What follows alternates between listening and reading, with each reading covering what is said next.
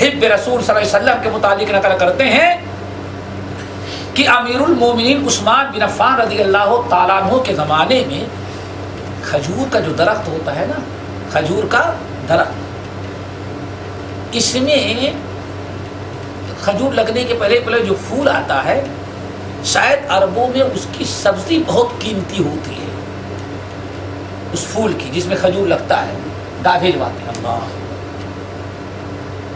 محمد ابن سیرین رحمۃ اللہ علیہ کہتے ہیں کہ امیر المومنین عثمان بن عفان رضی اللہ تعالیٰ عنہ کے زمانے میں کچھ اس طرح سے گرانی بڑھ گئی تھی، مہنگائی بڑھ گئی کہ ایک کھجور کا جو کھجور کے جو گوبھے لگتے تھے یا کھجور کا درخت جو تھا، کہتے ہیں بِأَلْفِ دِرْہَمٍ، 1000 درہم کی قیمت کو پہنچ گیا تھا، اتنا مہنگا۔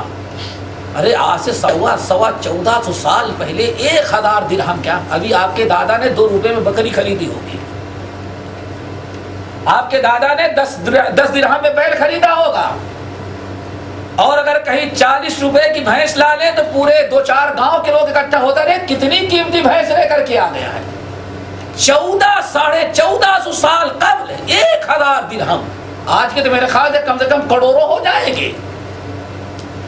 حضرت اسامہ ابن زید، محمد ابن سیرین رحمۃ اللہ علیہ کہتے ہیں ہم نے اپنے آنکھوں سے دیکھا، اسامہ ابن زید رضی اللہ تعالیٰ عنہ اٹھے، نہ نوکر کو بلایا، نہ مزدور بلایا، نہ غلام اور خادم کو لیا، کلہاڑا لیے اور چلے گئے کھجور کا درخت کاٹ ڈالے۔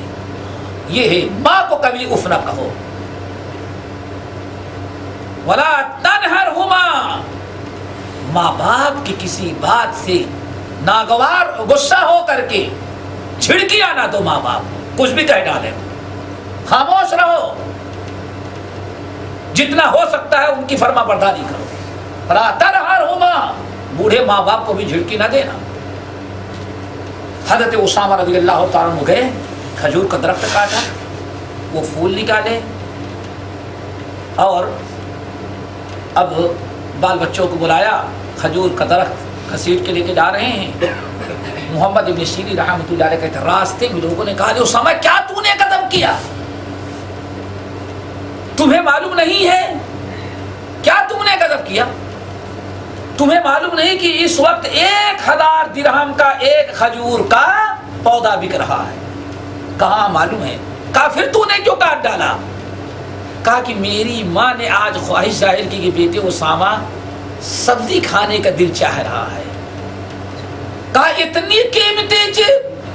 کہا یاد رکھو اللہ کی قسم کھا کے کہتا ہوں، جب سے اللہ تعالیٰ نے ہمیں سوجھ بوجھ عطا کیا، ان امی لا تسألنی شیئا اقدر علیہ حتی اعطیتها، بات اصل ہے کہ جب سے ہم نے ہوش سنبھالا اس وقت سے لے کر کے آج تک میں نے اپنے اوپر یہ ضروری قرار دے رکھا اور عمل کیا کہ میری ماں ہم سے جو کچھ مانگ لے، اگر اللہ نے ہمیں استطاعت دیا ہے تو ہم ماں کی برا خواہش کو ضرور پورا کرتے ہیں۔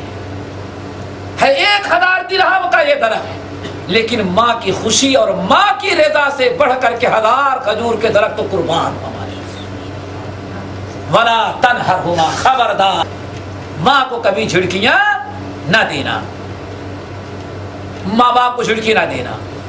نمبر 3، تیسری تعلیم جو دی اور تیسرا ادب، وَقُلْ لَهُمَا قَوْلًا كَرِيمًا، ہمیشہ ماں باپ سے کوئی بات کرنا اور ان کو کوئی بات کہنا تو کیسی کرنا جس کے اندر 2 چیزیں ہوں، قولاً کریما، بات عزت والی ہو، بات عزت والی ہو، ایسی بات کرنا جس بات میں ماں باپ کا اکرام اور احترام باقی رہے، ایسا جملہ استعمال نہ کرنا جس سے ماں باپ کی توہین ٹپک رہی ہو،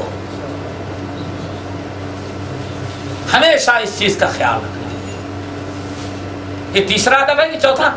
تیسرا، وَقُلْ لَهُمَا قَوْلًا كَرِيمًا، اور جب بھی ماں باپ سے بات کرنا تو گفتگو کیسی ہونی چاہیے؟ قول کریم ہو، قول کے معنی بات، کریم کے معنی عزت اور احترام اکرام والی۔ یعنی ایسی گفتگو کرو کہ ان کا اکرام ان کا احترام باقی رہ جائے. یہ امام بخاری رحمۃ اللہ علیہ نے مجھے بڑی تعجب ہوتا ہے کہ ہمارے اسلاف کے نزدیک ماں باپ کا مقام کتنا اونچا تھا. نظر آ رہا ہے نا. یہ امام بخاری کی مشہور کتاب الادب المفرد ہے. صحیح بخاری کے علاوہ انہوں نے آداب زندگی پر یہ کتاب لکھی ہے. اللہ اکبر. اس کتاب کے اندر آداب کے مسائل جو بیان کرنا شروع کیا ہے, یہ دیکھو سب سے پہلا باب کیا ہے؟ قول اللہ تعالی ووصینا الانسان بوالدیہ حسنا. ہم نے انسان کو حکم دیا ہے کہ اپنے ماں باپ کے ساتھ احسان اور سب سے پہلا باب قائم کیا. اس میں ایک باب قائم کرتے ہیں, وہ کیا ہے؟ باب لین الکلام لوالدیہ. اللہ بس ہمارے اسلاف نے سب کچھ بیان کر دیا ہے. ہمیں سننے سیکھنے اور عمل کی ضرورت ہے, کرنے کی ضرورت ہے.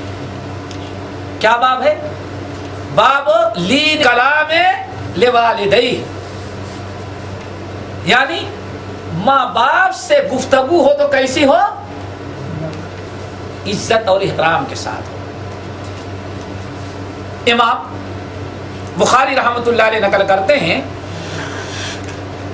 کہ حضرت عبداللہ ابن عمر ابن الخطاب رضی اللہ تعالی عنہما سے ایک شخص نے کہا کہ یہ گناہ کبیرہ ہے. سوال کرنے والا خارجی تھا. یہ ذرا واقعہ دیکھیں. سوال کرنے والا کون تھا؟ خارجی. خارجی کس کو کہتے ہیں؟ ارے وہ جماعت المسلمین جو پیدا ہوئی ہے نا بلا نسب والی کراچی میں, ہاں وہی ہے. کیا سعودیہ؟ ہاں وہی کیا ہے خارجی لوگ. کیا مطلب ہے؟ کراچی سے پیدا ہوئی, ہندوستان پہنچی, جگہ بہ جگہ. خارجی وہ ہیں کہ جو مسلمان ہر گناہ پر مسلمانوں کو اسلام سے خارج کرتے رہے. یہ کافر. اتنے عالم اسلام کو ظالم نے کافر بنایا, کہا پوری دنیا میں صرف 1.5 مسلمان رہ گئے ہیں, بس کوئی مسلمان ہے ہی نہیں ہے. ان کا امیر کہا, سمجھ گئے نا. لوگوں نے کہا کون؟ تو کہا ایک میں پورا مسلمان ہوں اور البانی جو ہے آدھا مسلمان ہے. اللہ اکبر. پوری دنیا کتنے مسلمان؟ 1.5. ایک میں ہوں اور آدھا البانی, پورا وہ بھی نہیں. رہی معاملہ شیخ ابن باز کا وغیرہ, سب لوگ پکے کافر مشرک ہیں, ان کے پیچھے نماز سب نعرہ متر ہے. اللہ اکبر. یہی کیا ہے وہ خارجی لوگ. علامہ البانی سے پوچھا گیا, کہا اس کا مطلب دنیا کے سب سے بڑا خارجی وہی ظالم ہے جو وہاں بیٹھا ہوا ہے. بھائی یہ حضرت علی رضی اللہ تعالیٰ عنہ کے زمانے میں کچھ لوگ ایسے پیدا ہوئے تھے. اب نام لینے کی ضرورت نہیں. آج ہمارے ہند پاک کے بہت سارے ڈاکٹر جو نکلے ہیں اسلام کا نمبردار, وہ بھی پکے خارجی. دیکھ رہا ہو تو ان کو دیکھ لو. یہ بادشاہ کافر, یہ کافر, جو ان کے ہاتھ میں بیعت نہ کرے وہ اسلام سے. یہی کیا ہے؟ خارجی. آئی بات سمجھ گئے نا. یہ خارجی لوگ ہیں. ایسے کچھ لوگوں نے خارجی جو تھے, اچھا خارجی جو ہوتا ہے بڑا. اب ذرا سوچو بھائی, حضرت علی سے بڑا کوئی مسلمان ہو سکتا ہے؟ خارجیوں نے کہا دنیا کا سب سے بڑا کافر علی ہے. اللہ, اور جو علی کا ساتھ دے وہ ہے نعوذ. یہ ہے خارجی. دنیا کا سب سے بڑے کافر کون؟ حضرت علی, اور جو ان کے ساتھ ان کا ساتھ دیں. اللہ, جو حضرت علی کو نہیں چھوڑتے تو ہم کو اور آپ کو کیا چھوڑے گئے ان کو. تو حضرت عمر فاروق رضی اللہ تعالیٰ کے سامنے آیا, صاحب یہ فلاں جگہ نجدات لوگوں کو یعنی خارجی لوگوں سے ملاقات ہوئی, کہتے ہیں یہ بھی شرک ہے, یہ بھی شرک ہے, یہ بھی کفر ہے. اللہ اکبر. حضرت عبداللہ بن عمر رضی اللہ تعالیٰ عنہ نے کیا کہا؟ بھائی لیست هذه من الکبائر, یہ خارجیوں کا اپنا گڑھا ہوا گناہ کبیرہ ہے, ورنہ جس کو انہوں نے گناہ کبیرہ کہا وہ گناہ نہیں. ہاں کیوں؟ نبی علیہ السلام کے فرمان کے مطابق انہوں نے نقل کیا ہن تسعون, گناہ کبیرہ کتنے ہیں؟ پھر پیچھے جائیں, کیا بات چل رہی بھائی؟ وَقُلْ لَهُمَا قَوْلًا, ماں باپ سے